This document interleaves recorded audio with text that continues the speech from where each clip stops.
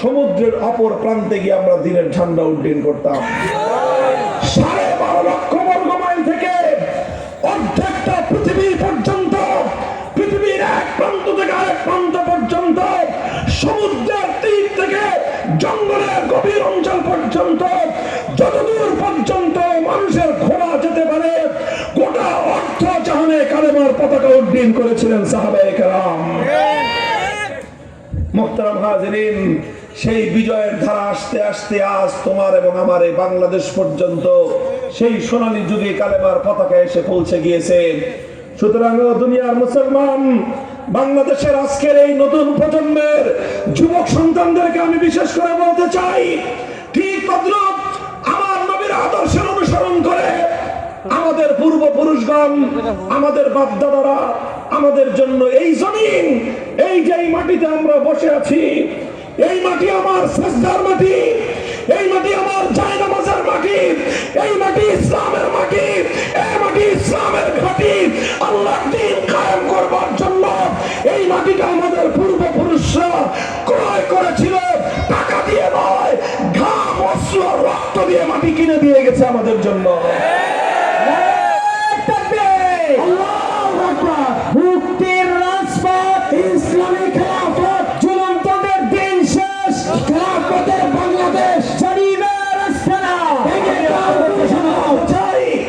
আখেরি পয়গাম, হে বাংলার মুসলমান, তোমরা তোমাদের বাপ-দাদার সঙ্গে গাদ্দারি করো না।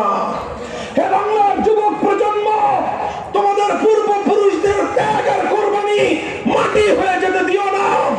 তোমাদের পূর্বপুরুষরা অনেক ত্যাগের কোরবানির মাধ্যমে, অনেক লড়াই আর সংগ্রাম করে তোমাদের জন্য এই জমিনকে তারা মুক্ত এবং স্বাধীন করে রেখে গেছেন। 190 বছর, কত বছর? 190 বছর ইংরেজদের বিরুদ্ধে লড়াই করেছেন। 1905 সালে কলকাতার দাদা বাবুদের খবরদারিকে খতম করে পূর্ব বাংলা নামক এই মাটিকে তারা কলকাতার আধিপত্যবাদ থেকে মুক্ত করেছেন।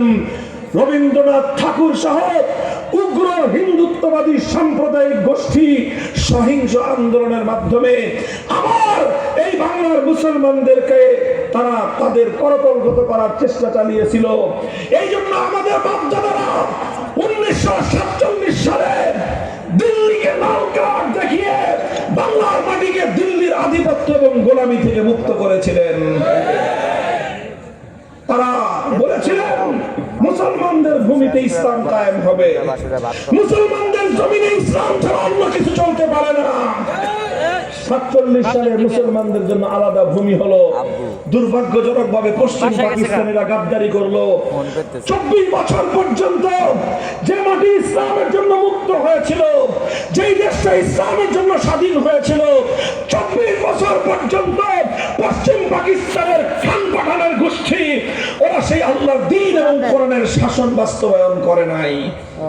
যার কারণে 1971 সালে পশ্চিম পাকিস্তানিদেরকে ঝাঁটাপেটা করে এই দেশ থেকে বিতাড়িত করা হয়েছে। দুর্ভাগ্য আমাদের পিছু ছাড়ে নাই।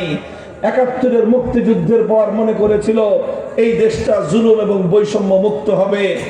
যিনি মুক্তিযুদ্ধে নেতৃত্ব দিলেন তিনি মুক্তিযুদ্ধের সময় পশ্চিম পাকিস্তানে থাকলেন বন্দী। মুক্তি পাওয়ার পর গেলেন লন্ডন। দেশের মানুষ আশা করেছিল লন্ডন থেকে তাদের নেতা তাদের দেশে আসবে, নতুন স্বাধীন শব্দ, স্বাধীন দেশ।